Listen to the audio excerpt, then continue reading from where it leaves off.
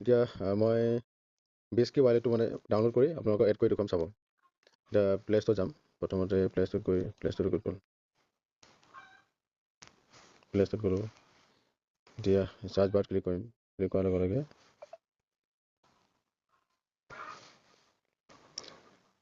এইটো এতিয়া ডাউনলোড কৰি ল'ম।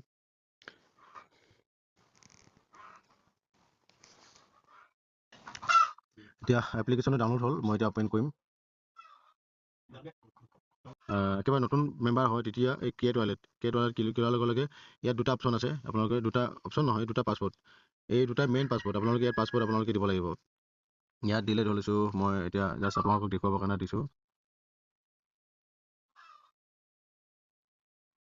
মই এইটো এনেই আপোনালোকক দেখুৱাবৰ কাৰণে বুজাবৰ কাৰণে লিখিছোঁ।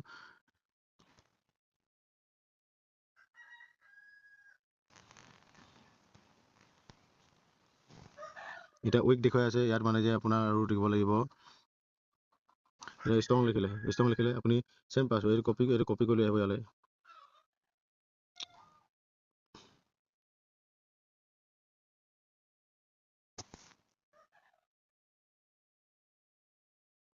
কপি কৰিব ইয়াত আকৌ কনফাৰ্ম পাছৱৰ্ডত ভৰাই দিলে এইটো।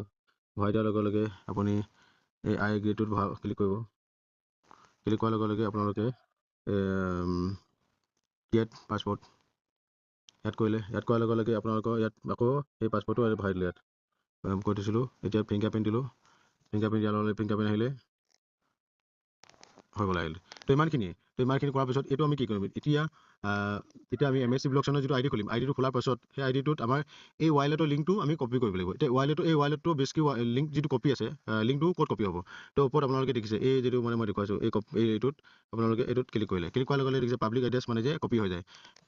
যোৱাৰ লগে লগে আপোনালোকে এইটো ডাইৰেক্টলি এইটো মিনিমাইজ কৰিব পাৰে বা বেক কৰিলেও কোনো কথা নাই। তেতিয়া MSC গুচি যোৱাৰ লগে লগে এনেকৈ উইড্ৰ অপশ্যনটো গুচি যাব থাকিব। এনেকুৱাতে এড এড্ৰেছ বুলি থাকিব। তাত ক্লিক কৰিব লাগিব। তাত ক্লিক কৰাৰ লগে লগে এটা খালী জেগা আহিব। খালী জেগা অহাৰ লগে লগে ঠিক তেনেকুৱা খালী জেগাত আহিব।